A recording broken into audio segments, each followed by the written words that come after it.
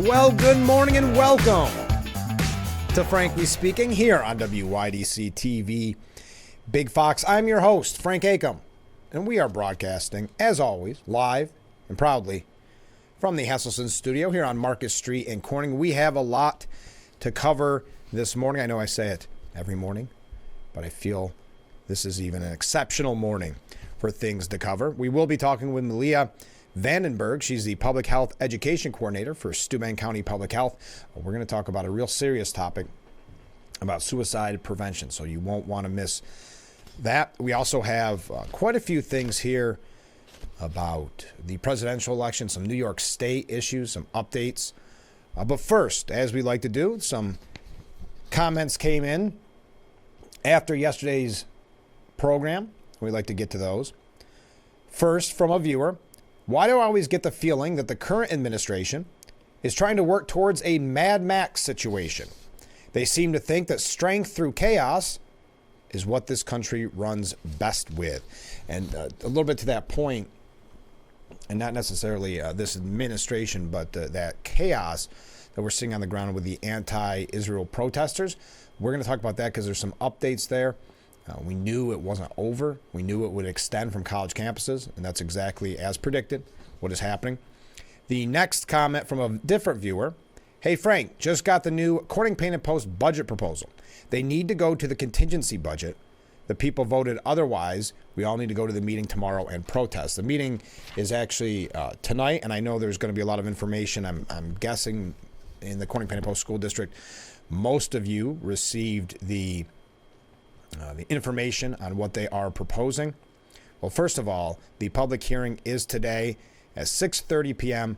at the district office. That's 165 Charles Street in Painted Post. And an important reminder, don't forget that the vote is coming up on June 18th.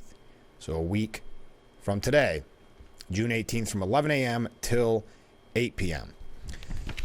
Got some waves coming in. Thank you very much. So that is your information. If you want to find out more, you can attend that meeting tonight. Most of you, as I said, received this information, so you can read it over yourself. I'm not going to go through it all, but if you have any questions, feel free to contact me at any time, and I'll keep this handy. In response to this is an exact quote from what the school district sent out. In response to the defeat of the district's proposed budget on May 21st, which sought to exceed the tax cap, the Board of Education has approved a new budget to submit to voters. The new proposed budget of $138,061,969 has a 2.97% tax levy increase, which is within the state assigned tax cap. The estimated full value tax rate will be $20.33, which is 56 cents less than last year. Now, this means that we'll have to just get a 50% plus one vote, not the 60% that the last budget proposal had to hit, and it did not. It would have hit 50%, ironically. So I don't know what that says about the upcoming vote for this budget, but very interesting that 60%, because I think 97% of school budgets in New York State passed. Corning Painted Post being the one of the ones that did not. Ithaca as well, interestingly enough. By the way, speaking of that, and we do have a couple other comments from viewers after yesterday's program, but just to tie in with the school district, and this is not specific to Corning Painted Post, just New York State standards in general. Did you see that New York high school students will no longer need to pass regents exams to graduate under a new plan? One article I read said it's essentially going to be voluntary if your child wants to take the regents exam. New York teenagers will no longer need to pass regents exams in order to receive their high school diploma under a new plan unveiled by the state education department Monday. Now, some may say, just like we've seen at colleges, that this could be the kind of, for lack of a better term, the dumbing down of the education system. But the education department plans to scrap the requirement that students need to pass 5 regents exams to graduate high school, but will continue to administer the test as an option, voluntary option, for students to, quote, demonstrate their proficiency in meeting the state's learning standards. So if you want to volunteer to take those exams, feel free, but it's not a requirement to graduate. The department presented its proposal at Monday's Board of Regents meeting based on recommendations from a special commission of students, parents, educators, researchers, and community leaders. Interesting to have students involved in that discussion. The New York State Blue Ribbon Commission on Graduation Measures was formed back in 2019 as part of the Board of Regents and Education Department's initiative to reimagine, quote, what a New York State diploma should signify. The commission's main goal were to create true equity in the public school system and to ensure all New York students learn the knowledge and skills necessary to succeed both in school and after. Do you feel that that's happening, what we're seeing on college campuses? This, of course, at the high school level. In November 2023, the commission shared its findings and recommendations, which became the basis for the Education Department's plan released on Monday. So it will be, well, the education transformation we envision, said one member of the board, reflects the thoughtful input we receive from our stakeholders, particularly from public school students and their families. Well, I don't want to speak for you, but when I was in school, I think if they said, hey, do you want to take more exams or do you want to take tougher exams to pass? I think we all probably would have said no. That's why I find it interesting that students, the stakeholders, as it were so involved. In place of the 3-hour Regents exam requirement, the Education Department proposed creating a portrait of a graduate metric that assesses student success as critical thinkers, innovative problem solvers, literate across all content areas, culturally competent, socially, emotionally competent, effective communicators, and global citizens. All right, there you go. No more Regents exams. It seems like they may be focused on some things that maybe you wouldn't think of as being a necessity to graduate high school. But I wanted to pass that along to you. Another comment that we received from viewers after the program. This is kind of interesting. So we've been talking about potential vice presidential picks by former President Donald Trump. And many people, and myself included in this a little bit, had thought, I wonder if it's somebody completely out of nowhere. You know, the names that we've been told on the short list, maybe not even really the short list, because we know how the former president, well, it's up to him at the end of the day. How do I want to word it? He could be a loose cannon in some of his picks, not knowing exactly which area he's going to go. I think some of the names even on the short list surprised some of us. But here's a name that a viewer suggested: Winsome Sears, the 42nd Lieutenant Governor of Virginia, a member, of course, of the Republican Party. Sears is the first woman to serve as Lieutenant Governor of Virginia and is the first woman of color and first Jamaican-born American citizen elected to statewide office in Virginia. She also served in the United States Marines from 1983 to 1986 before running for public office. So there you are. Another name being thrown around, but not. I haven't heard any whispers of her being on a short list. But having said that, that goes in line with what this viewer believes. That this goes in line with the idea that Donald Trump may just pick somebody that we weren't expecting. All right, so there we go. That covers all of our comments after yesterday's program. Thank you for those, and you can keep the comments coming in, the waves coming in. You see the number on the bottom of your screen. Feel free to weigh in at any time, and that is a 24/7 number, so that's why we receive some comments after the program airs, because you wanted to take it all in and be thoughtful with all your comments. I mentioned that an anti-Israel mob formed in New York City. We're going to talk about that. There's a couple others as well. A few things here. Wait till you see the media's coverage when it comes to the Hunter Biden trial as compared to the Trump trial. I think it goes without saying. I think we knew that the coverage would be different, but it is glaringly different. We've got a few polls out, and again, I've said on this program numerous times, we don't trust the polls, and it is interesting. One group saying, wow, this is the worst news for Trump. And another group saying, wow, this signals that Biden should drop out. But that's the polling that we'll be hearing about from now until November on Election Day. We do have a couple of New York State issues, not just negative issues. And what do you think about that with the regents degree? Do you think that that's a smart move, that betters the education system here in New York to make it voluntary for students to take the regents exam? Also, if you'd like to weigh in, maybe you had a chance to digest it all. If you'd like to weigh in on the Corning Painted Post school budget proposal that was just put out, you can weigh in there as well, so we can stick really local when it comes to that. But when we come back, just a few things on the anti-Israel mobs that are forming, and then we're going to move on to some other issues as well. So stay with us. We are just getting started, and we're already having a lot of fun. So stay right there. This is, Frankly Speaking, on WYDC TV, Big Fox. And we are back, broadcasting live from the Hesselson studio here on Market Street in Corning. We received this comment from a viewer.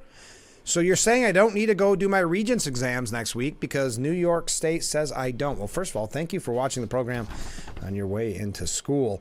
No, unfortunately, you're missing the window by a little bit because it says in November of 2024, the department will present an implementation plan and timeline for its proposal to the Board of Regents, which must then approve any changes to New York's graduation requirements. So no, you missed the window. This year, still necessary to take your regents exams. I'm sorry. But after that, it most likely will go voluntary. Are a lot of people signing up to volunteer to take a regents exam? Would you volunteer to take a regents exam? Okay, I wanted to mention this because we've already talked about how despicable the anti-Israel protests became on college campuses. But as you know, I've said it numerous times on this program, that's not just going to stick to college campuses, though. Somehow at UCLA, they set up a new encampment. I would have thought, and it seems it anyway, that the school would be done with for the summer. Anti-Israel protesters set up a new encampment on UCLA's campus yesterday, leading to a police response in an effort to clear the area. This coming from Fox News. Demonstrators set up tents at Dixon Plaza, where a previous encampment that lasted more than a week in April and May was located before police cleared the area and arrested more than 200 people. Protesters were seen carrying fake bloody bodies and body parts. "We will honor all martyrs," the protesters chanted as they named the Palestinians who died in the war in Gaza.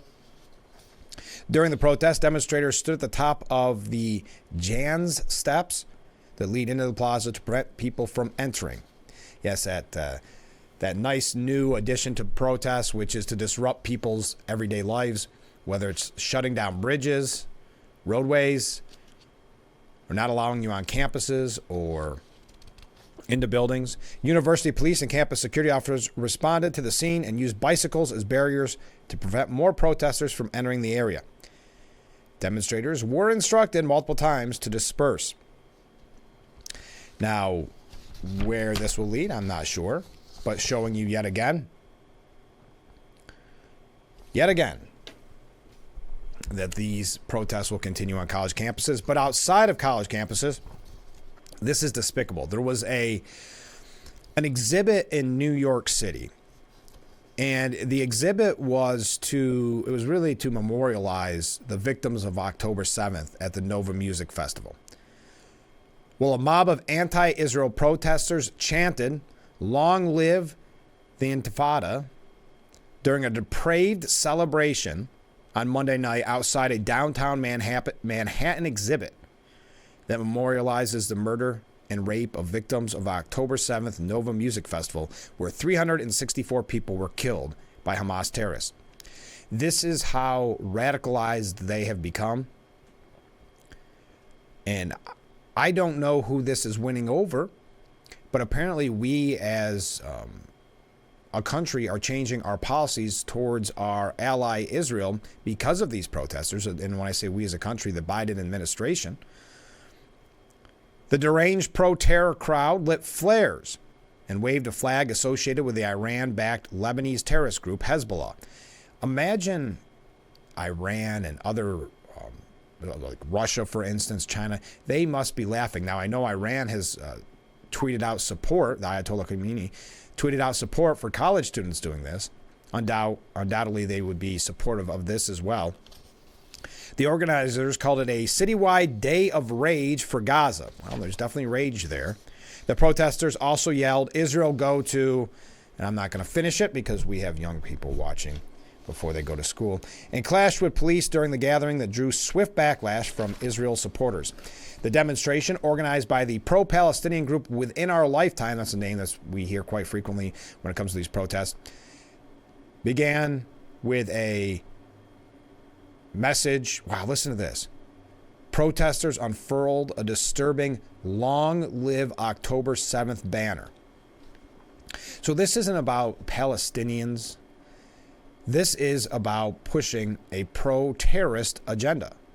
There's no other way to look at this. And remember, again, policies are being made in Washington to cater to these protesters because of their vote in November. A banner reading "Long Live October 7th." Explain to me how that could be perceived as anything but pro-terrorist. One of the exhibit's organizers, now this is the exhibit to memorialize the victims of October 7th, music mogul Scooter Braun, condemned the demonstration, saying, "I don't understand why protesting a memorial for innocent music lovers who were raped and butchered and kidnapped helps. Go see the exhibit and see the truth instead of standing outside listening to yourselves." Well, and that goes in with Ilhan Omar. Remember when she was outraged that counter-protesters on college campuses had the audacity to show the horrific violence that took place on October 7th? She said that that was not welcome for those protesters who, again, were supporting pro-Hamas messages. So the counter-protesters saying, and rightfully so, you should see what October 7th was really all about, what you are supporting. And she was upset that those students had to sit through that. As one Israeli government officials, former speechwriter Aviva Klampus tweeted, "How utterly evil do you have to be to protest outside a site that memorializes the 1,200 victims of October 7th?" It's a great point. We can go through all the comments on this. But the exhibit was unveiled back in April. I think we mentioned it at the time, to give New Yorkers an idea of the terror that Hamas inflicted on Israel on October 7th.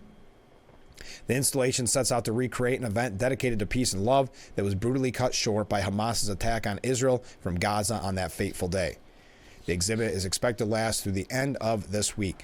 So you've got "Long Live the Intifada" being chatted. You have banners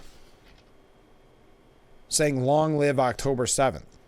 Can we all just finally admit, no matter what the media wants to say, what some politicians have to say, can we just finally admit what this is? That it's pro-Hamas, anti-Israel, anti-American protests? Or do we still have to pretend that they're pro-Palestinian?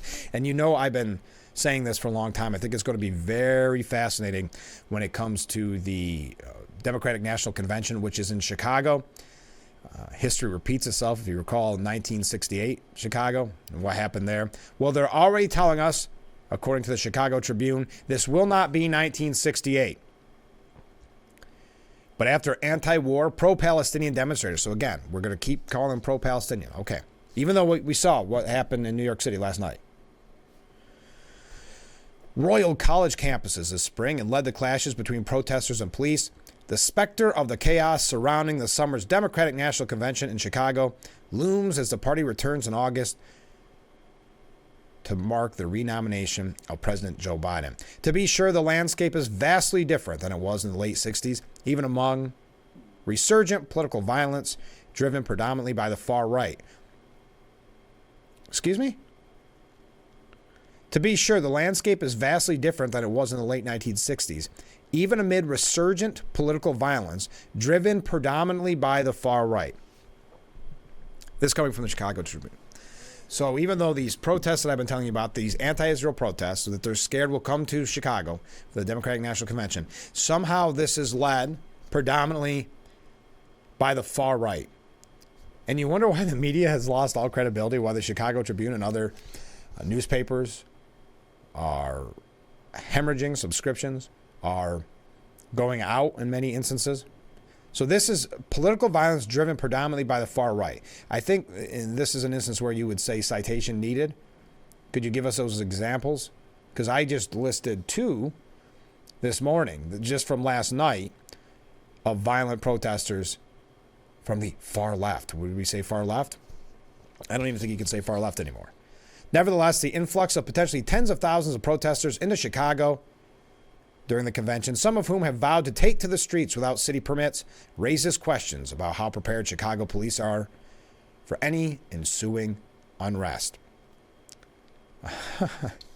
I can't believe it. Again, well, this is just an example. We're not going to go through all that. But I've been talking about that for quite a while, the comparison with Chicago there. But imagine this is another example of them telling you, never mind what you're seeing, never mind the media attention you've been paying attention to, never mind maybe what you've experienced and lived through. Take us at our word that is predominantly far right, that I guess is involved in these anti-Israel protests. Losing all credibility. One issue at a time. I've got a couple last minute quick things on that. Well, actually, do I have time? Nah, I better take a short break. Stay with us. We'll be right back with Frankly Speaking here on WYDC TV. Big Fox, we'll be right back. Our beautiful view of Market Street as we broadcast live from the Hesselson studio. I'm your host, Frank Acom. You're watching Frankly Speaking. Going back to our discussion on Regents, if you're just joining us, there's discussions right now to get rid of Regents exams here in New York State. And we have a student writing in saying I don't think they should do that, meaning get rid of the Regents exams, I assume, because some kids would treat it as they don't have to go. Some kids at my school barely go to school as it is. So when it came to the Regents, they would either get a credit by doing it or not get a credit due to attendance. Yes, it would be. I mean, if it's voluntary, and that's what they're suggesting, it would be voluntary in the future. I just don't see too many kids going just to volunteer to take an exam, which is, if I recall, was a pretty lengthy amount of time and commitment to taking that test. So, nice summer day. I don't see too many people volunteering to take the Regents. That tied in with our discussion. We were talking about the Corning Painter Post school budget. Unrelated in a way, but also related.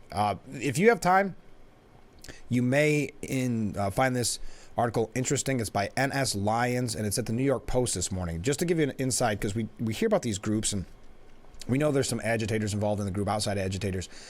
But you wonder, where does the money come from? You know, we kind of joked at the beginning, where are all these tents? Why do they all look the same? But you've got money involved in these protests, these anti-Israel protests. Where's it coming from? Well, there's a piece about how Henry Ford's fortune is being used to rip America apart. And they talk about the Ford Foundation and where their money goes to. It gets a little wonky, I'm not going to lie. I mean, a little in the weeds in a good way, in a very informative way. So we don't have time to get to all of it. But you can find it for yourself in the New York Post New York Post. NS Lyons, how Henry Ford's fortune is being used to rip apart America.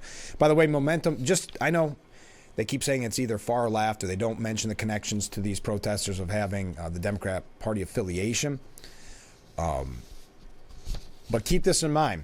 Momentum is growing behind a Democratic boycott of Prime Minister Benjamin Netanyahu's speech. A growing chorus of House Democrats say they're planning to steer clear of next month's speech by Benjamin Netanyahu before a joint meeting of Congress, arguing the Israeli Prime Minister's handling of the Hamas war and his repeated snubbing of President Biden's preferred approach to the conflict. Demand a show of protest from liberals on Capitol Hill. Why would he need to listen to President Biden's preferred approach to the conflict? Like he's been saying from the beginning, and I think it's an important statement, that we are going to protect ourselves. We are going to defend ourselves. No outside influence, I'm paraphrasing, of course, but no outside influences are going to change our mind in protecting the state of Israel. So that seems like an excuse coming from those joining this boycott. But again, if I'm Benjamin Netanyahu and I look at the history of Joe Biden when it comes to foreign policy, I think I would probably ignore his preferred approach as well. Some Democrats have foreshadowed the boycott earlier in the year amid speculation that Speaker Johnson was poised to invite Netanyahu to the Capitol. With the invitation now official and the speech set for July 24th, more and more progressive Democrats are emerging with a formal declaration of their own, we won't be there. Again, and I know we had this conversation with former Congressman Joe Semplinsky, I think not this last interview, but the time before. You know, they throw around terms like progressive Democrats and like that. It seems to be more of the party as a whole now. At least if Biden is that concerned about that vote count, it must be a much larger picture than the media is letting on. Representative Hank Johnson said, "I won't attend and turn my back towards him, so I'm just going to stay away." Progressive Democrats have long denounced Netanyahu's conservative policies, including his sharp criticism of the Iran nuclear deal under Obama, which led to a boycott of the prime minister's last speech to Congress almost a decade ago. Supporting the, oh my gosh. Well, was he right? Let's see. Iran being a part of October 7th. But anyway, I'll continue. He imported a little bit of controversy the last time he was here, said Representative Stephen Lynch. "I thought it was disrespectful to the president, so I'm inclined not to attend." A boycott may not be the only way lawmakers showcase their opposition. Oh, I could definitely see some chanting, some yelling, mini protests. Representative Lloyd Doggett, a deputy whip for the Congressional Progressive Caucus, said conversations are underway about the best method for protesting. "There's still some debate about the best way to respond to his coming. I'm not planning on attending or I'll be participating in whatever events there are to express that we want this war to end and we want both him and Hamas to agree to a ceasefire."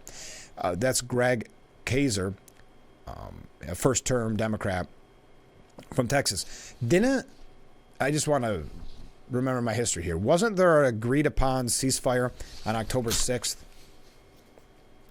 I mean, the fact that they're saying that you could take a terrorist organization like Hamas at their word is delusional. The boycotting liberals will cut a sharp contrast with other Democrats who are vowing to attend the speech to demonstrate a degree of solidarity. "They're our strongest ally in the Middle East. He's obviously the leader that they've chosen, and I respect the country very much, and I will be there," said Representative Juan Vargas, a Democrat from California.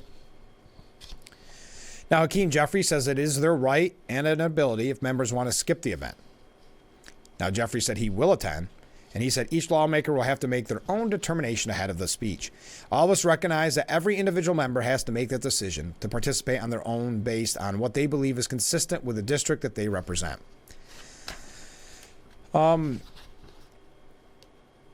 So just keep that in mind when they tell us that it's just a small faction of the Democrat Party that seems insensitive to Israel. Hey, what do you think about this? We've heard over and over again, and the president said it about Trump as well, that he's trying to delegitimize the courts. His criticism of the courts is unjustified, it's wrong, it's hurting the court system, the justice system. And yeah, a year or some ago, longer than that now, we saw that leak coming from the Supreme Court that did a tremendous amount of damage. Now you have liberal activists secretly recording the Supreme Court. Did you see that story this morning? A left-wing activist released secret recordings of Supreme Court Justice Samuel Alito and his wife, as well as Chief Justice John Roberts, discussing a range of politically sensitive topics. Now, we know the long knives are out for the Supreme Court. They've talked about stacking the deck. We've seen the media going after Alito's wife and her political beliefs. Clarence Thomas gave an amazing speech about this attack on the court.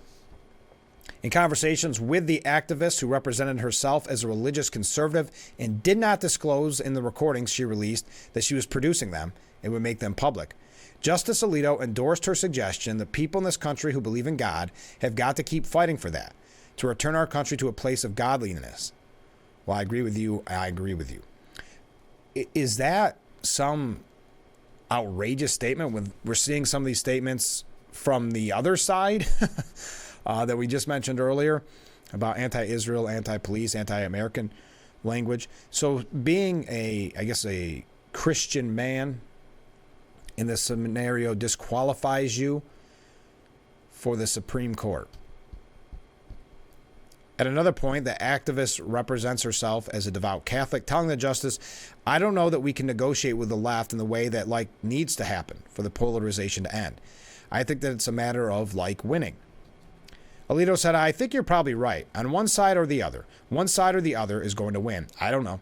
I mean, there could be a way of working, a way of living together peacefully, but it's difficult, because there are differences on fundamental things that really can't be compromised. They really can't be compromised. So it's not like they are going to split the difference. I mean, that seems like a fair statement to me, but I know the media this morning is in a tizzy. What they're trying to do is ultimately get them to recuse themselves over any Trump decision, is what this is all about. And that's going back to the leak from the Supreme Court, which is unheard of, unprecedented, disastrous for the court. That was done in a way to intimidate the judges, much like this is, intimidate the judges before the Roe v. Wade decision. This is to intimidate the judges before their decision on Trump. The recordings were made by Lauren Windsor, a self-described documentary filmmaker who said she made the recordings during a dinner hosted by the Supreme Court Historical Society last week. The subjects appear to be unaware that they are being recorded by Windsor, who called the clips undercover audio. Something to keep in mind about that, too, don't think she did not have help. To get invited to this dinner, to be allowed into this dinner, someone behind the scenes knew who she was and potentially what she was planning to do.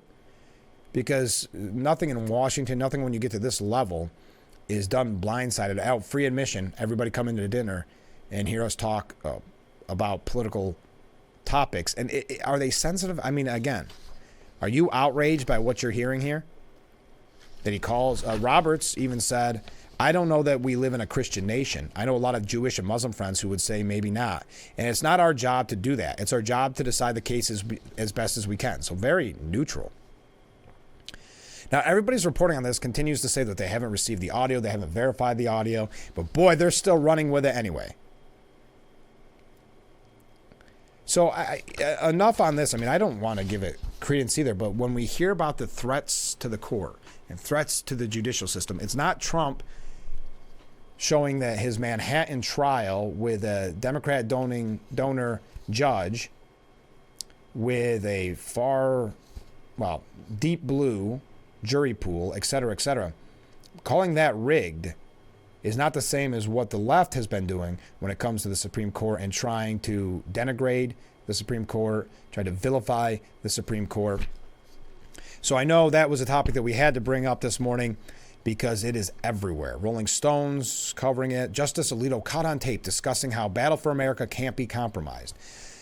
Are they to suggest that those on the left don't feel the same way? I think his point is good. There's certain issues that you cannot compromise on, and that's coming from both sides. There's not going to be a compromise from the left on certain fundamental issues that they believe in, just like there isn't going to be on the right.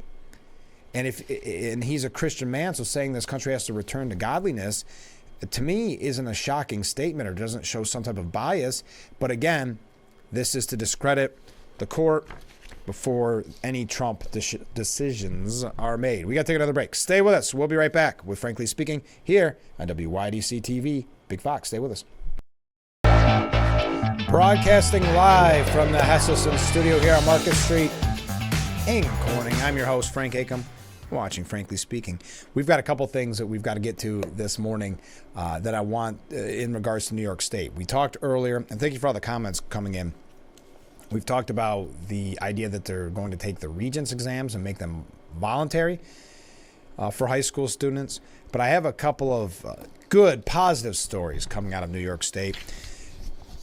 The State Senator Tom O'Mara and Assemblyman Phil Palmisano visited Corning Painted Post High School to pay tribute, as well as Bath Haverling, to pay tribute to several of the school's athletes being state champions. So I wanted to send you those photos. Again, it was at Corning Painted Post High School as well as Bath Haverling, with Bath Haverling having state champions as well as Corning Painted Post. So here's a couple of pictures that they sent along, and I thought you'd get a kick out of them. That, of course, is Corning. Those are all the state champs and various coaches and athletes and family members. I'm not going to go through each of their names. I apologize. But the next picture from Bath Haverling, I thought you'd like that picture as well. So being recognized for their accomplishments, congratulations. And I thought that was a heartwarming story. We don't always have heartwarming stories. Oh, we got some waves coming in. Like this. Andrew Cuomo, sticking with New York State, schmoozes with New York celebrities. The night before, he's going to supposedly get grilled about his handling of the pandemic. He was seen out with New York celebrities on Friday night, days before facing a likely less hospitable Republican-led subcommittee on the coronavirus pandemic. And now this is coming from the New York Post, so they always say this. Spies told Page 6 that Cuomo was spotted at a dinner at the hip and glamorous Chelsea Hotel. All right. Some guests there included Whoopi Goldberg, Robert De Niro, Dakota Fanning, and Katie Holmes. Also at the power gathering was MTV co-founder John Sykes and other business bigwigs. The group dined on filet mignon and roasted chicken. So that's where former governor Andrew Cuomo, I know we talked a lot about him yesterday. What is he going to run for? You can make your predictions. We're still taking those predictions. What is he going to run for? Will he settle on mayor? Or is he looking again to governor? Now, he is paying a visit to Capitol Hill today for a closed-door transcribed interview with the House Select Subcommittee investigating the coronavirus pandemic. I don't believe much is going to come out of this. He's going to, well, as his typical ego and aggression, he's going to look at this as a Republican-run meeting, so he does not have to take it with the seriousness it deserves. Cuomo's handling of the pandemic as governor has been a significant focus of the panels, in particular a March 25th, 2020 executive order by the then governor that restricted nursing homes from refusing to admit or readmit residents solely based on confirmed or suspected diagnoses of COVID-19. We want to uncover the circumstances that led to this. There has to be some kind of process where this was written up and then signed. And we want to make sure that something like this never is repeated, said Subcommittee Chair Brad Wenstrup, Republican from Ohio. I'm a physician who happens to care. And I'm concerned for my fellow Americans, especially during a very difficult time in a pandemic. So who advised such things? Wenstrup said committee investigators have several hours of questions lined up for the governor, such as what was he spending so much time writing a book for while we had a pandemic going on? While we have the nursing home problem. And nursing home problem isn't a tough enough word. I'm not criticizing what he's saying here. This was just off his, just off the top of his mind, but it's more than a problem. It was a travesty. And why did it take him so long to rescind the executive order when it became very obvious that this was a bad plan?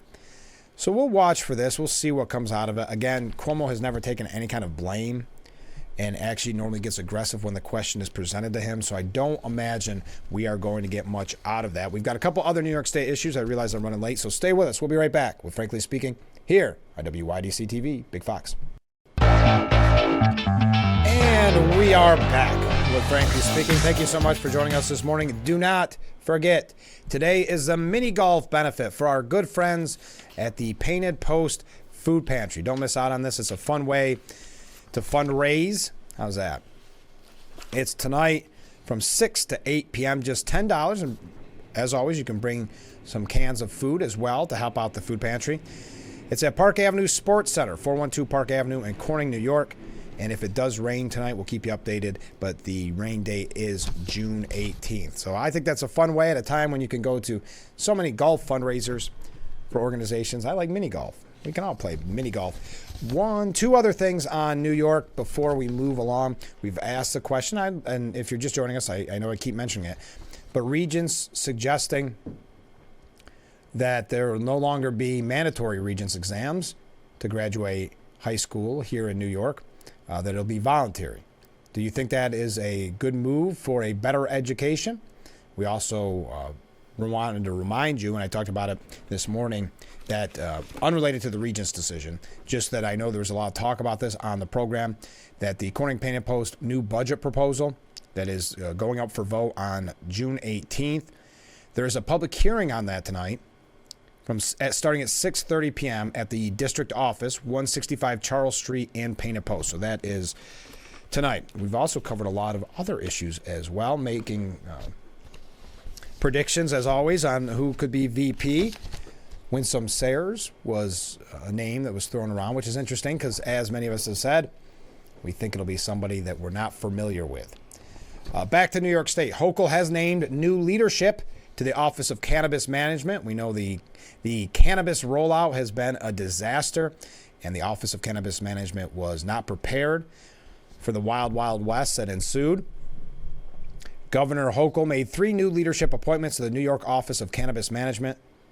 Among the appointments is Felicia A.B. Reed as Executive Deputy Director and Acting Executive Director. A nationwide search is underway for a permanent executive director, and Hochul said the governor's office will work with an experienced recruitment firm to identify qualified candidates from across the state and the country. Is that a normal job that you would apply for? Is there a lot of people with experience leading an Office of Cannabis Management, unless maybe if you look at it before it was legal, maybe some people could put that as their title on the black market, that they managed an Office of Cannabis. I'm committed to ensuring New York's nation-leading cannabis market continues to thrive. With these new policies, the Office of Cannabis Management will continue to focus on expanding the most equitable adult use market in the nation while cracking down on illicit storefronts. Equitable adult use market. Interesting. Anyway, that's just an update. We know it's been a disaster, the rollout. Oh, speaking of drugs, this is terrifying.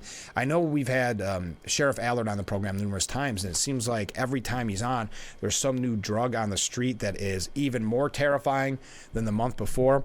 Well, the New York State Department of Health is warning residents of a recently detected dangerous mix of substances found in the central New York area.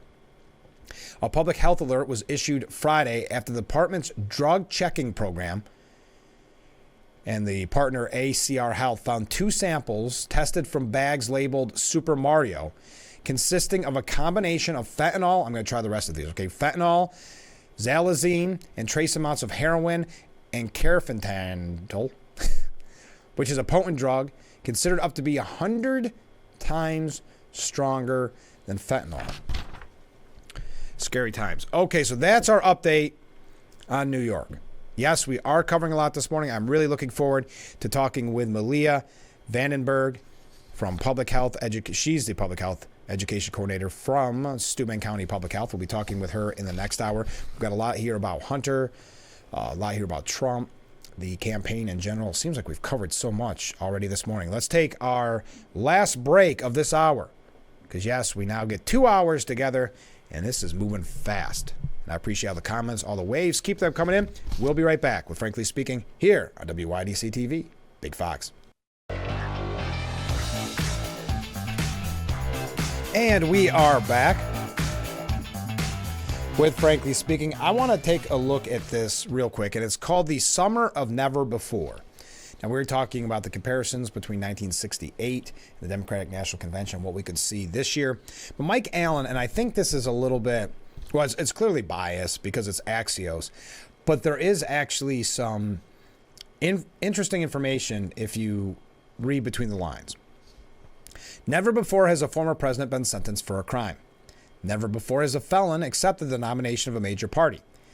Never before has a man as old as former President Trump, who turned 78 on Friday, accepted the nomination of a major party. President Biden was 77 in 2020. Now, I think, I'm not going to say that's misleading. I think that almost made me turn away from reading this article. But then it got into a little bit better spot. But Trump will set the record at the Republican convention in July, then be beaten 5 weeks later by President Biden, 81, at the Democratic National Convention.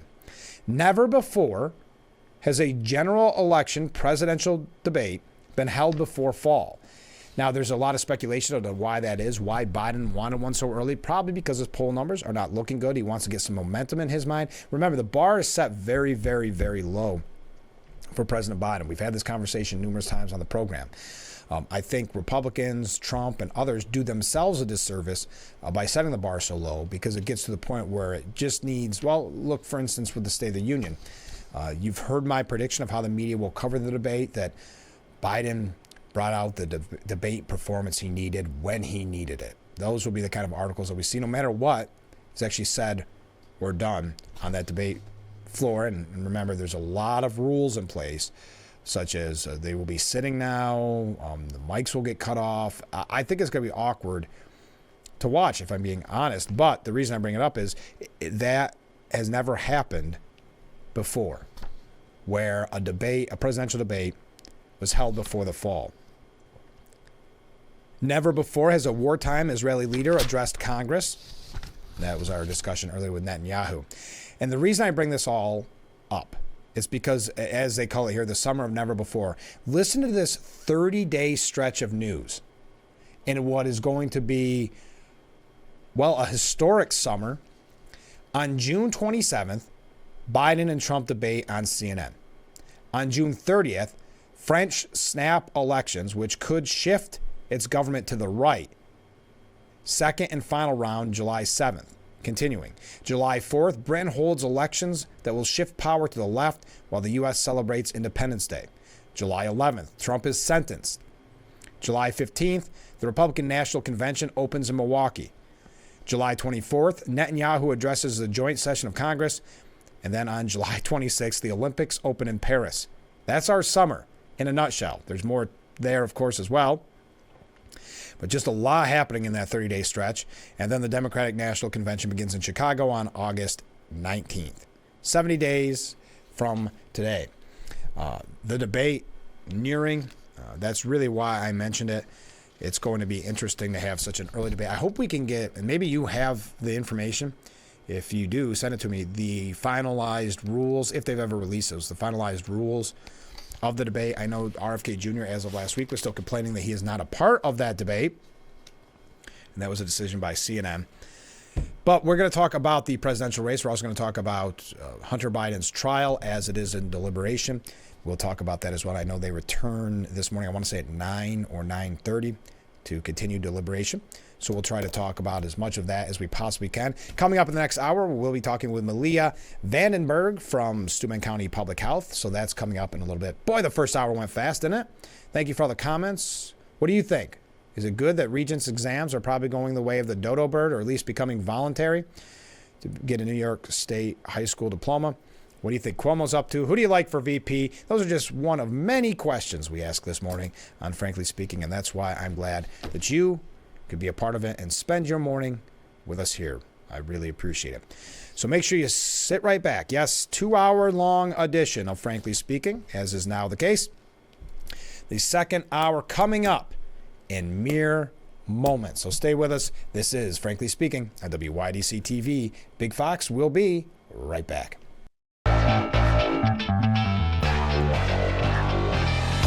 Hour number 2 of Frankly Speaking. Thank you so much for joining us this morning.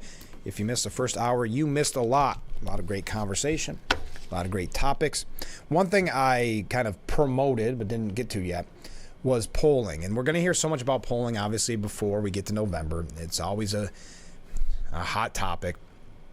But it's so different to see, or it's so interesting to see the difference in polls. How about this? Newsweek saying that Donald Trump, and I find this a really weird way of wording this, but Donald Trump suffers quadruple polling blow. He has been stung by a number of polls in recent days, including those suggesting his hush money felony conviction may be harming his 2024 election chances. Now, have you heard this elsewhere? This is coming from Newsweek. I know the initial polling, and again, take every poll with a grain of salt, but the initial polling showed that it made no difference. So now, all of a sudden, a few weeks later, it did. With less than 5 months ago, Trump and President Biden still appear to be neck and neck in the race, although results of recent polls suggest that Biden may be ahead. Newsweek has compiled at least 4 results from recent surveys that may be concerning for Trump. Trump spokesperson Steve Xiong told Newsweek in reaction to some of the polls, quote, President Trump continues to lead crooked Joe Biden across polling averages nationally and in battleground states. I'm not going to go through all the numbers, but according to Newsweek, it was so tough, these numbers on Donald Trump. Then, as I mentioned, you go to, and this is actually a liberal outlet, more or less. Not outlet, I shouldn't say that. Commentary, maybe liberal commentary. Pollster Nate Silver.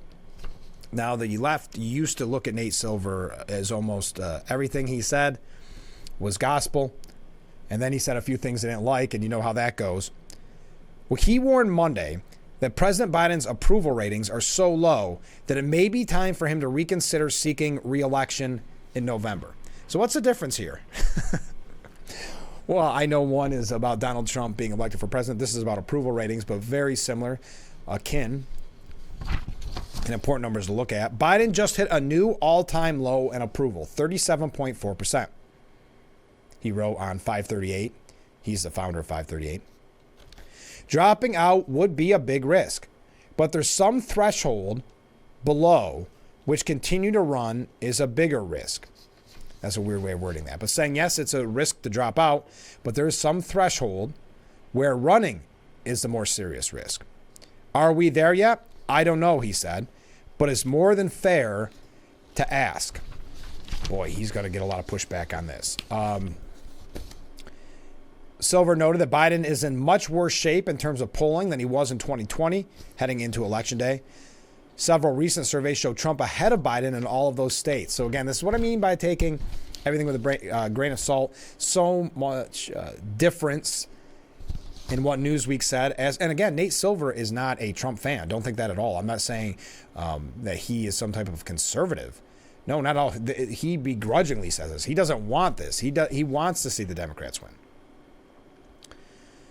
Biden's age is something voters are overwhelmingly consistent about, mentioning it in polls. The concern has persisted through various phases of media vibes, and this is in reference to Biden. The side-by-side video comparisons of Biden now versus, for example, 2012, are also extremely revealing. There's been an obvious change.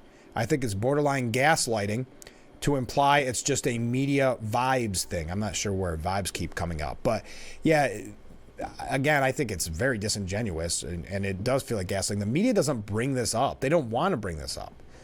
Sometimes their hands are forced.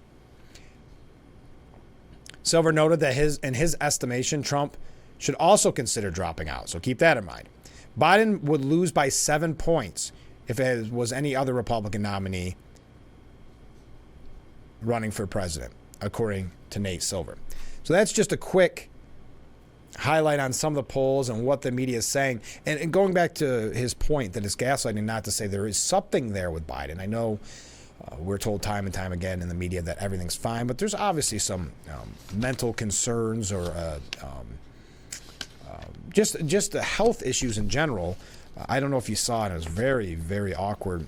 He was at that Juneteenth White House concert, and just the way he remained virtually motionless,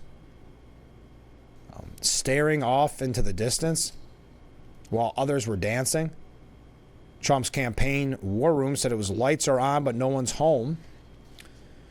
Many people joked because it was a concert that maybe marijuana was involved, which it was all done in jest, of course.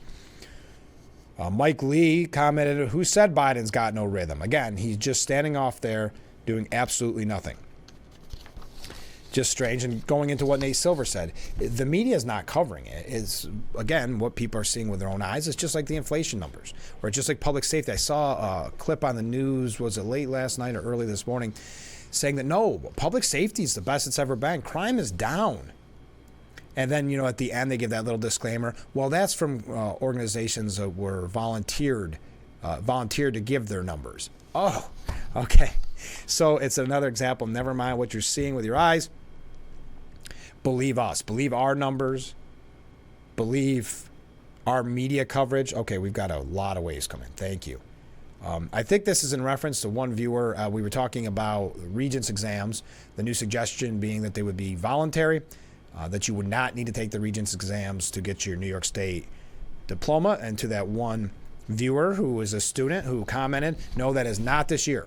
For all the viewers paying attention, no, it is not this year. Unfortunately, you missed the window. You will have to take the regents. One viewer saying the dumbing down continues.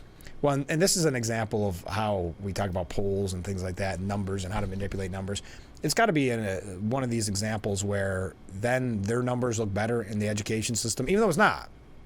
I mean, not what the overall goal is, which is a good education. It's not that, but their analytics, their numbers look better on paper, so of course they can pat themselves on the back for the job they're doing.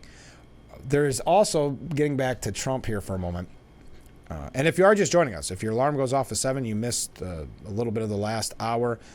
Malia Vandenberg from Steuben County Public Health is going to be our guest coming up in just a little bit. It's a very important message at a time when many are struggling, still feeling the effects of the COVID lockdown and the like. This is about, and fair warning, in case this is an issue that disturbs you or bothers you, it is about suicide and suicide prevention. So that's coming up in a little bit. But back to Donald Trump, Stephen Collinson says why the far-right surge in European elections could be an omen for Trump. In June of 2016, Britain voted to leave the European Union in a populist revolt that foreshadowed Donald Trump's shock outsider election win a few months later. Now in June of 2024, far-right candidates, many of whom share Trump's populist nationalism, hostility to immigrants, searing economic message, and disdain for governing elites and globalist institutions, just won sweeping gains in EU elections. Is there perhaps a better way to word that, not to look so biased? Stephen Collinson, hostility to immigrants, but I'll continue. Is political lightning about to strike twice, he asks. U.S. voters don't take directions from foreigners, and American presidential elections, which play out state by state, are far different from those from the European Union. Plus, Trump's win 8 years ago had more to do with the deficiencies of Democrat Hillary Clinton's campaign than Brexit. Oh, wow. So that's becoming common knowledge now. The media is admitting that it was the campaign, or not Hillary. They're not saying it was Hillary, the person, but saying her campaign. Interesting. But he continues and says Joe Biden should be concerned. The latest campaign in Europe successfully road-tested a message that mixes a potent political cocktail: public anger over what is perceived to be out-of-control migration, the pain of voters facing high prices, and the cost of individuals of fighting climate change. Trump is hitting these themes hard in battleground states. This is another thing, and I would recommend that you get used to this, because this has happened with crime too. The new term they use to discredit your real fears about public safety, about an open, porous border, if you have real concerns over that, it's just perceived. And this goes back into the message I've been that I've been saying this morning, which is never mind what you're experiencing. Never mind what your family, loved ones have experienced. Just believe them and their numbers. Believe them and what they see. So it's perceived issue with migration. So he's suggesting, and I'm not going to get into the whole European Union, but what Stephen Collinson is suggesting or alluding to, that maybe this is a sign.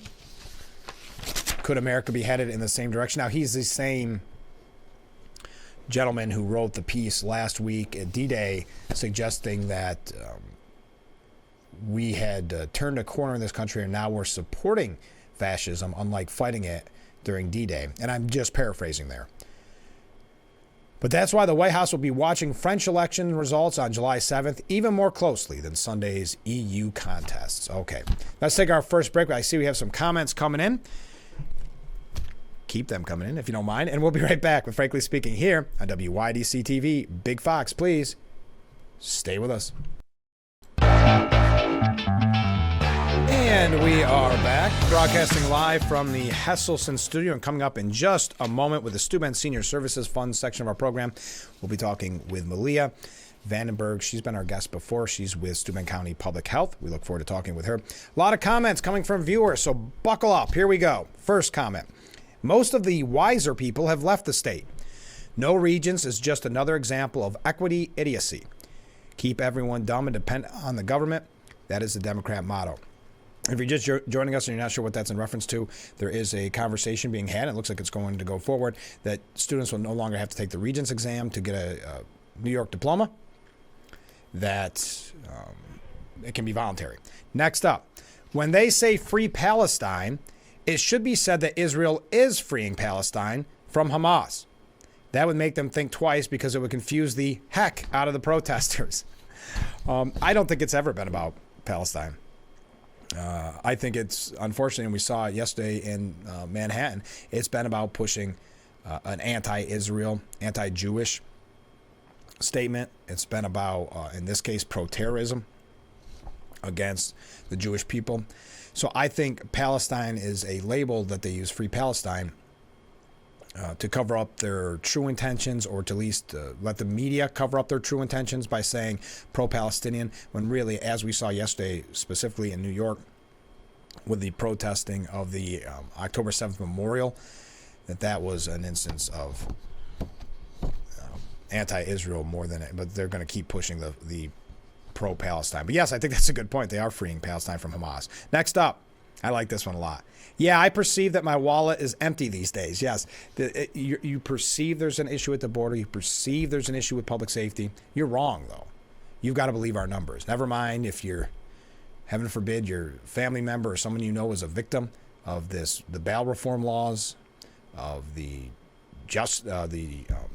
bail reform laws, and all of the criminal justice reforms. I'm sorry, I was trying to think of the various terms. Yes, never mind. That's just a perception. You're just perceiving it. In this case, yeah, I do perceive that my wallet is empty these days. I agree. And finally, last comment. I would love to have a viewer, just one even, who teaches in the Corning Painted Post School District, call in to say they aren't happy with these decisions or the direction our education system is going to give me some faith that all isn't lost. Okay, thank you for those comments. And of course, anybody can write in and respond. You see the number on the bottom of your screen. It doesn't have to be. It can be pro, con, whatever topic we're discussing. That's what this show is all about. That's what I want to hear from you and your opinion. And we very often read people with different opinions than perhaps what your host is feeling. So Trump completed his pre-sentencing interview with the probation office. I know I mentioned that yesterday. I liked how some of the media were trying to say, well, it's virtual. That's not how it's normally done. Is it a different system for him? Earlier today, President Trump completed a routine interview with the New York probation office. The interview was uneventful and lasted less than 30 minutes. The president and his team will continue to fight the lawless Manhattan DA witch hunt. That's coming from Trump's office. The interview took place yesterday around 3:30 p.m. Trump answered all questions in the virtual interview and was described as polite, respectful, and accommodating to the probation officers.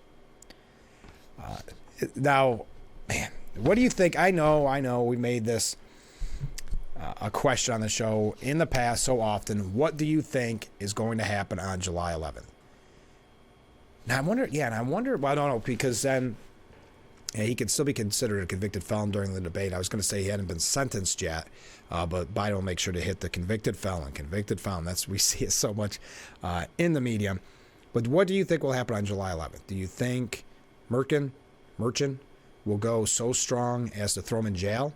I know the media is loving the articles. Prison officials are readying their prisons in case Trump is sent there. And there seems to be a giddiness about Rikers for some reason. And we saw that from Whoopi Goldberg, too, in the past, that there's this dream of, never mind what it does for the country and what it looks like to our adversaries. It's all about, the end of the day, getting Trump in this scenario, isn't it? At least that's what we're seeing from those in the media and some in politics. But what do you think is going to happen on July 11th? Will he go far enough to imprison him? You've heard my thoughts in the past. I do believe it's going to be home confinement, because that takes him off the campaign trail, but also makes it look like Merchant took it easy on him. Or does he get probation? We got a lot of comments coming in. But when we come back, one other thing on this. Because of the conviction, Trump's liquor licenses at golf clubs are now under review in New Jersey.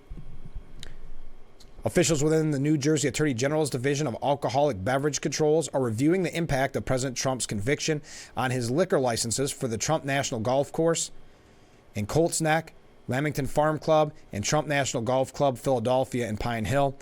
A spokesperson for the state attorney's general office has confirmed with The Hill. The spokesperson added that each of the liquor licenses for the former president's golf clubs are still active. All right, we got to take a break. When we come back, our friend Malia Vandenberg will be joining us for the Steuben Senior Services Fund section of our program. Then we'll read some more of your comments, and feel free to wave at any time.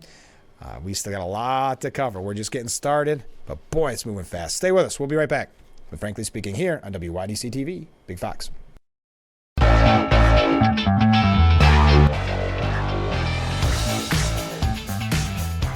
Welcome back to Frankly Speaking here on WYDC TV Big Fox. I'm your host, Frank Acom, and this is the Steuben Senior Services Fund section of our program. I do want to start by issuing a little bit of a warning here.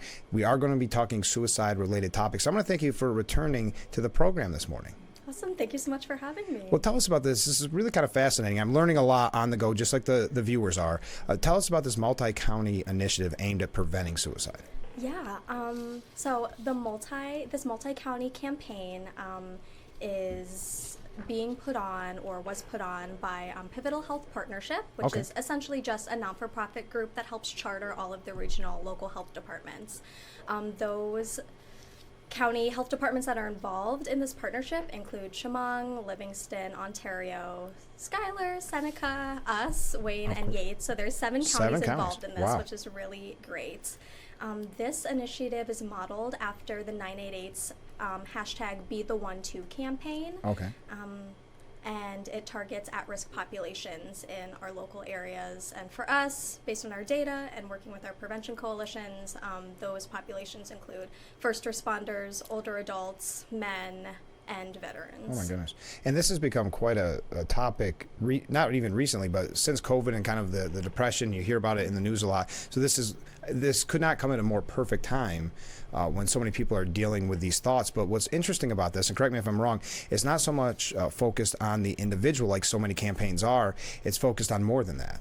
Yeah, this campaign, in contrary to your regular suicide prevention campaigns, when we want to connect with the individuals that are experiencing mental health struggles and maybe having thoughts of suicide. This campaign aims to empower those around those individuals, so family, friends, colleagues that might know someone that's struggling, and basically give them some tools that they can utilize to connect with those individuals and help them get through those mental health struggles and prevent them from ending their lives. Sure. Now, I know we've talked in the past with numerous people on this program. There is a stigma when people are dealing with mental health issues like this. Have you found that there's a stigma with people surrounding, like the loved ones and the family members and the friends? Is there a stigma there that they're not sure how to address the person dealing with these thoughts? Yeah, as it is with what you just mentioned, the stigma around the individuals that have mental health issues and struggles. There is a lot of stigma around how people should be reacting. Right. And honestly, there's no one way. Right, yeah. Which is important when I go into this campaign, because just as mental health isn't one size fits all, the recovery and the help process and the actions that people need to take, those people around the individuals with mental health issues, is also not one size fits all. Sure. And a lot of people, which is why this campaign is so important, like you said, a lot of people don't know how to respond. They're afraid to respond in the wrong way, make it worse, lose that connection with that individual for trying to help. But these tools are backed by professionals, by the science, and should be really great tools to utilize when it comes to helping individuals that have those needs. What are some of the actions for people watching this who are maybe concerned, or they're thinking, how can I help someone that I love, someone that I know, a coworker, like you said, is really anybody? What actions should they be taking? Yeah, so I'll go by the framework of this campaign. So there are 5 action steps that the Be the One To campaign goes over, and all of them basically encompass, being the one to make a difference. So the first step is to be the one to ask. Asking the question, are you thinking about suicide, communicates that you're open to speaking about suicide in a non-judgmental and supportive way. Contrary to popular beliefs, studies actually show that asking individual up front, are you thinking about suicide, does not increase more suicidal ideation or suicide completions. In fact, it may reduce it rather than increase it, because you're coming at them in a very direct way. But not an aggressive way. Not an aggressive way either. And it also helps the individual that's helping. Asking direct and concise questions is important to getting those full answers that you need to take the next step. So first step, be the one to ask if they're thinking about suicide or thinking about harming themselves. The second one is be the one to be there. This can mean being physically present with the individual, speaking with them on the phone, or showing support in another way to that person in that moment. It's an important step to take, especially after you've just asked that question, Sure.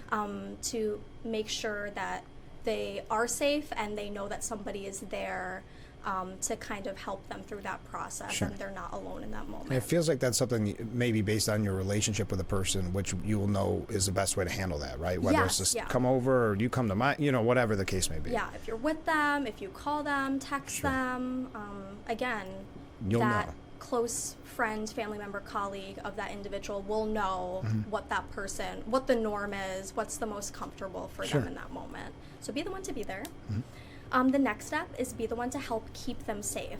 Okay. So it's good that everyone is all on the same page after you've asked them, after you've had that initial conversation of if they are experiencing suicide, and if that answer is yes, and you've determined that it is indeed being thought about, it's important to establish immediate safety for the person. Okay. Like, where are they? Do they have access to certain substances Sure. or items that could be dangerous to them? Mentally, emotionally, are they okay? So being the one to keep them safe. If you have to move them to a different area of the house, like maybe Sure. go sit outside, things of that nature.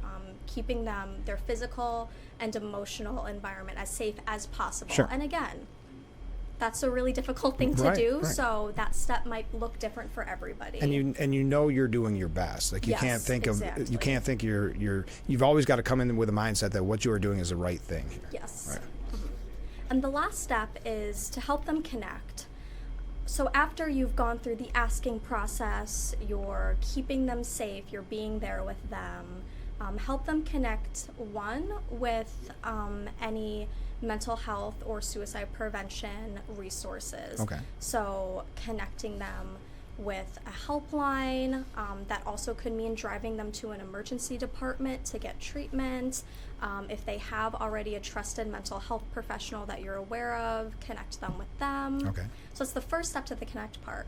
And then after that individual receives the care that they need and is out of that larger mental health crisis, be the one to again connect with them. Follow again, up, really, follow up, yeah. and that would be the next step. Oh, I'm Be the sorry. one- No, that's I okay. didn't know. It kind of all wraps into itself. Yeah, the fifth and final step is be the one to follow up. Like Okay. after you have done all of that hard work and gotten that individual to a safe and helpful space. Right.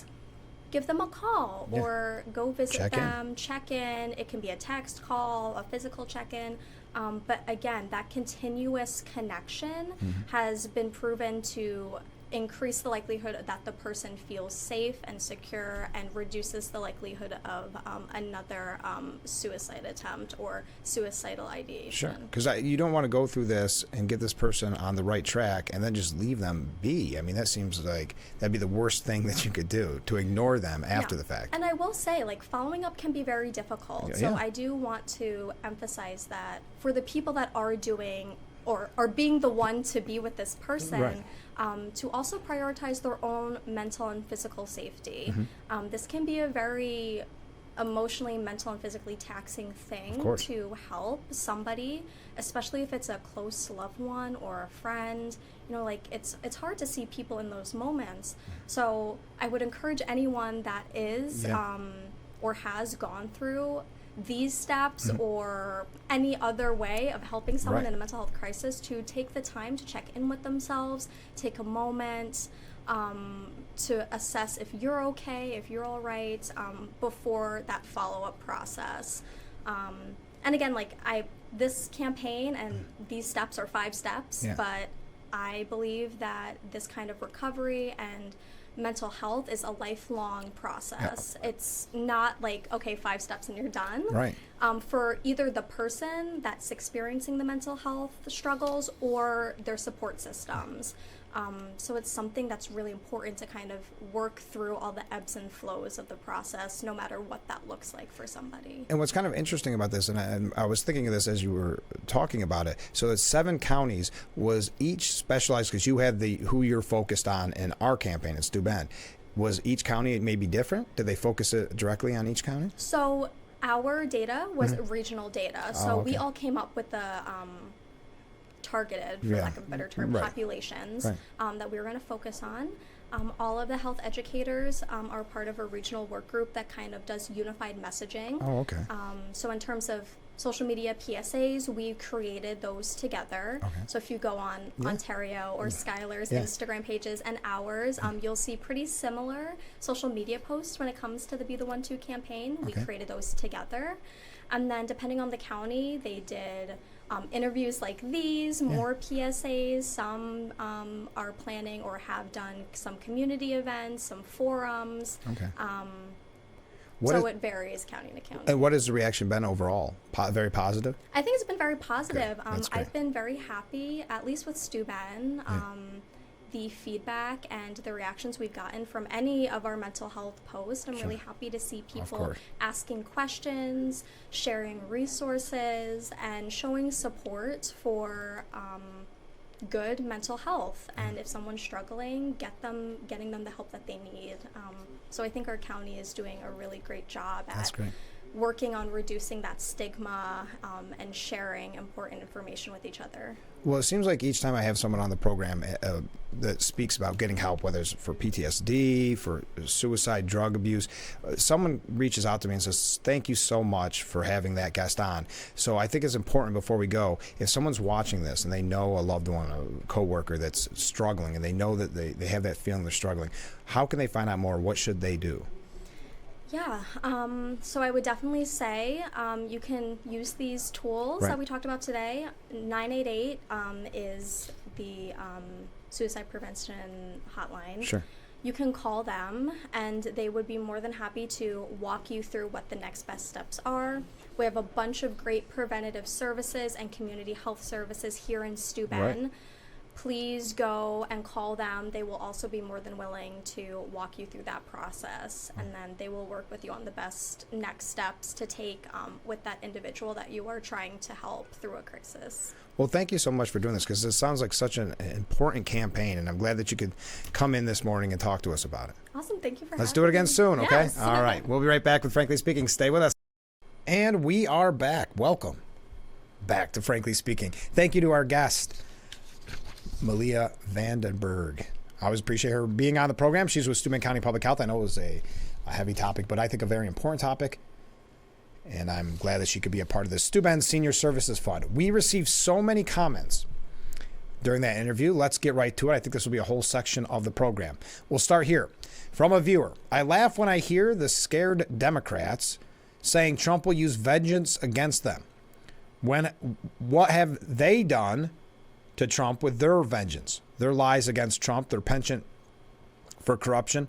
This is a mental health issue, as those Democrats are projecting their crimes upon their sworn enemies. The whole world sees who the real criminals in America are. There was an article about that with the New York Post. I think it was the New York Post saying, this idea of retribution and revenge, that's what they have been using on Trump since he came down the escalator. So I think there's a fair point there. Next comment. Good morning from Myrtle Beach. Hi, good morning. It's been way too long. First time seeing your show. Oh, thank you so much. That's very nice. I'm glad you tuned in. One question. When have you scheduled an interview with DJT? I'm assuming that's Donald J. Trump. If you recall, when I was in radio, I did interview Donald Trump, but it wasn't scheduled. So I don't have anything scheduled or in the books. That was a surprise call from the then candidate for president, Donald J. Trump. And that was quite a surprise. Next up, yes, we have a lot of comments. And I would agree with Ken on this. Frank, I think you are correct on the sentence for Merkin, or Can. He will put Trump under house arrest in Trump Tower to keep him off the campaign trail.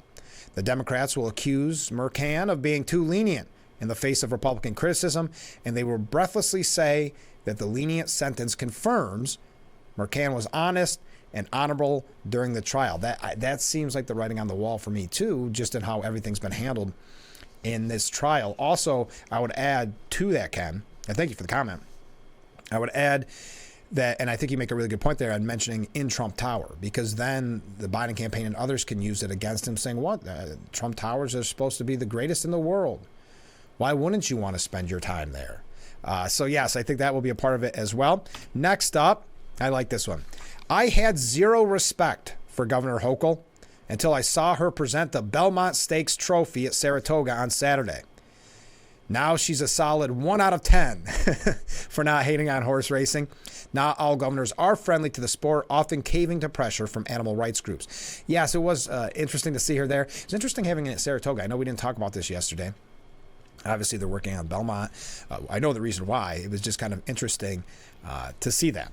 So thank you for that comment. I'm glad that she earned a modicum of respect. But yeah, you're right. There are a lot of governors that have not been friendly to the sport, that have caved to demand. So I think that is a very good point. Now, this next one is a little lengthy, but it's a topic we've been discussing all morning.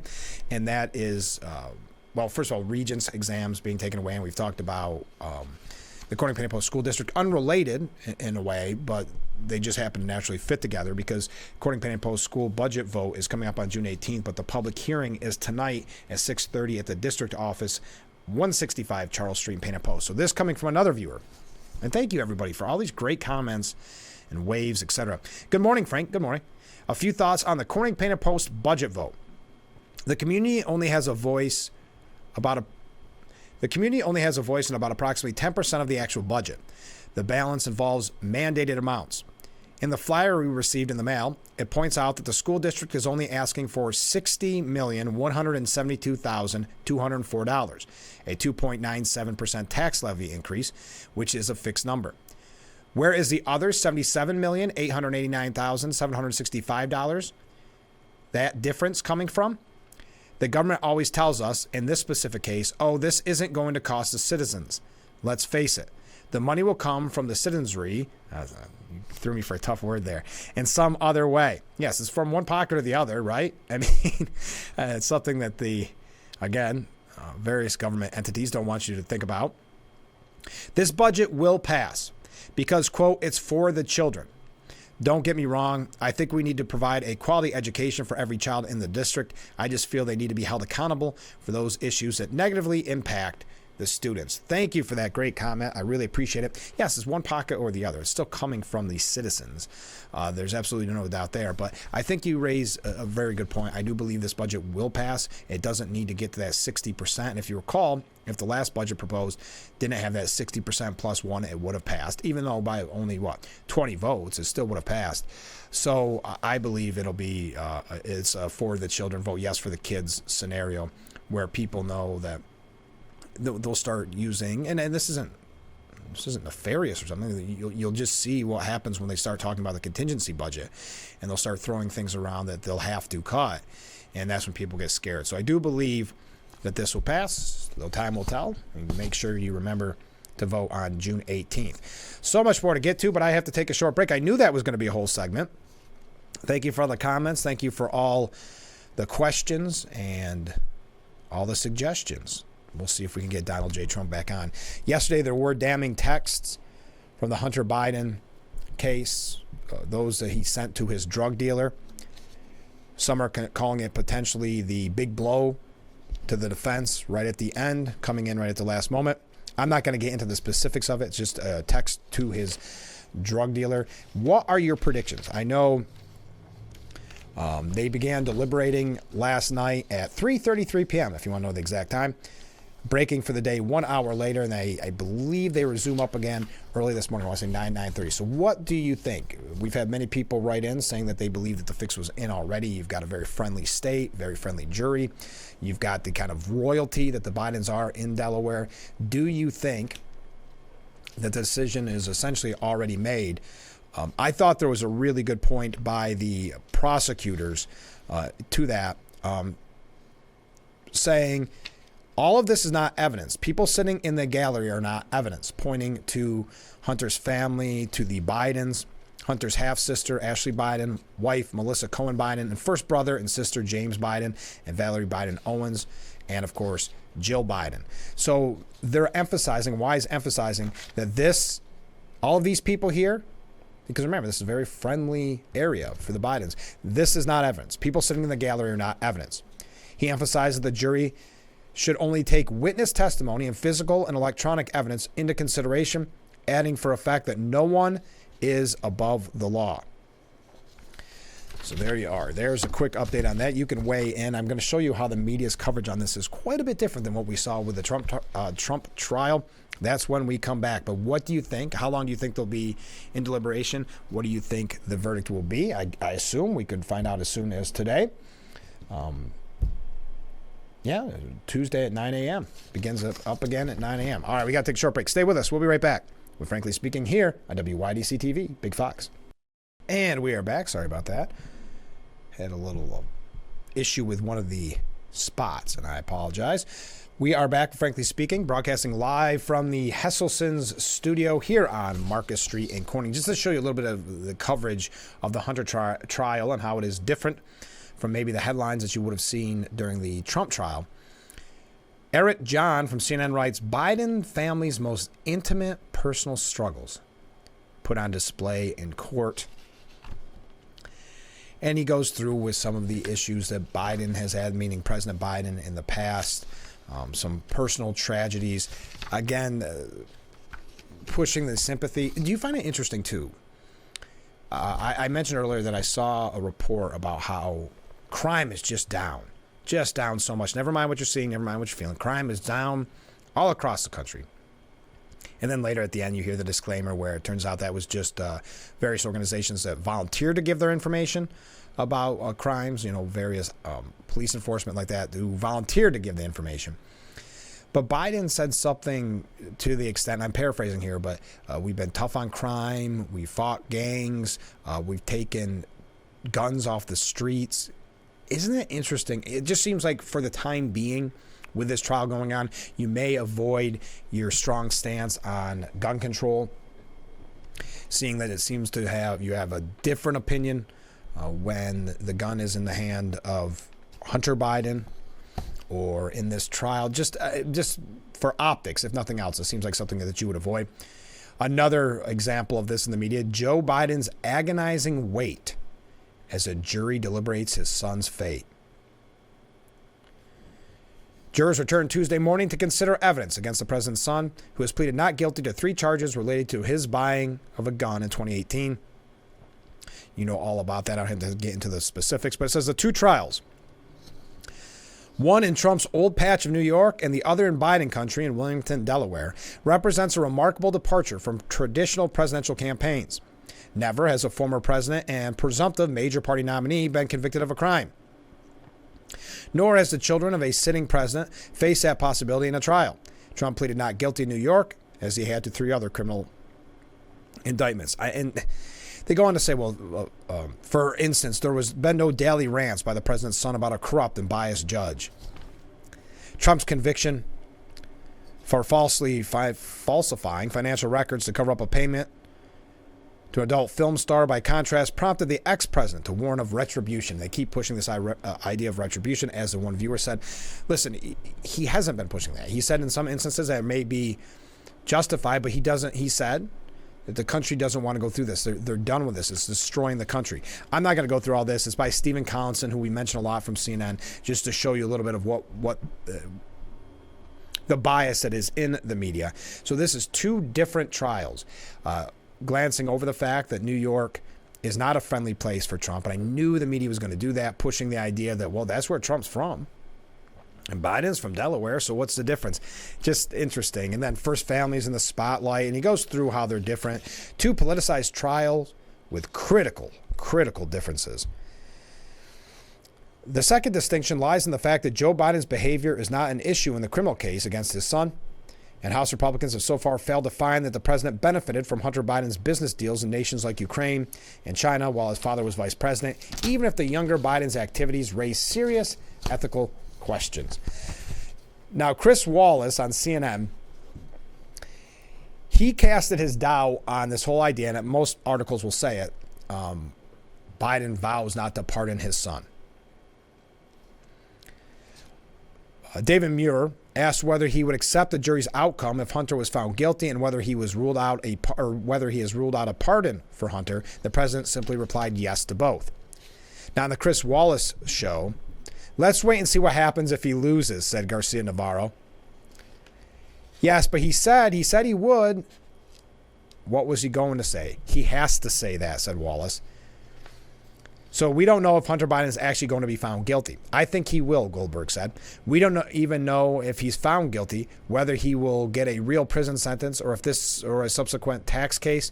If he does get a real prison sentence, despite your endearing faith in Joe Biden's words, Joe Biden will pardon his son to spare him a prison sentence after the election, one way or the other. After the election? That's interesting. Okay. Wallace didn't push Goldberg on why he thought the president would pardon his son, instead moving on to other guest questions. So I think there's a point to be had there, that it's easy to say that now, but if push were to come to shove, and again, I ask you, please, let me know what you think about the trial, what you think the final decision will be by that jury. I know many people have written in the past on the show saying that the fix was in and they believe that he's going to be found not guilty. I think others may have a different opinion, so let me know. But right now I have to take our last break of the Tuesday morning edition of Frankly Speaking, so stay with us. This is Frankly Speaking on WYDC TV. Big Fox will be right back. And we are back with Frankly Speaking, just putting together all the comments before we go. Thank you, everybody, this morning, weighing in on all the topics of the day. Let's go through a few right now. I'm really surprised that the anti-gun people aren't all over this with Hunter's case. They could be saying that, see, anyone can skirt the laws to get a gun. But here's the problem. At the end of the day, they don't want to go against someone who is on their political side, meaning Biden and the anti-gun pushes. So they don't want to upset him. At the end of the day, it's about political power, and they want to keep that political power. And I think that's really what it boils down to. They're not going to go against, and not, for lack of a better word, their cash cow, meaning the person that they know will support them. And so you don't want to bite the hand that feeds you. Okay, another comment. I'm thinking house arrest, so it looks like they threw him a bone, meaning Trump. I just hope that he takes full advantage of that and uses Zoom all over the United States with local politicians. Like I said before, many churches all over the country are doing that nowadays. Yes, the idea is that if Trump gets house arrest, he could do Zoom, have almost like the old days of closed circuit fights, kind of idea where you go to a place and there's a jumbo screen, and then you have some local politicians, maybe some famous political commentators, those type of things, giving speeches ahead of time to the pack in the crowd. So that is a silver lining if that were to happen. Still, I think it's very disastrous for the campaign overall, though, not having Trump in what I think not too many people could argue is his biggest asset, which are the rallies and speaking directly to the people. And finally, our last comment before we wrap things up. Obviously, the fix is in for the Hunter trial. The jurors' names were not concealed, so everyone in Delaware would know who they were. There will be a unanimous not guilty verdict, which will back up Biden's promise that he won't pardon his son if found guilty. Thank you very much. Hey, by the way, speaking of lawsuits, a lawsuit is seeking to keep Robert Kennedy Jr. off the ballot here in New York. The lawsuit alleges that the nominating petitions filed by the independent We the People political party designating Kennedy and Shanahan are full of deliberate falsehood because Kennedy does not reside in Katona, New York, as the petition claims. All right, just an update. I know we have some RFK Jr. people out there.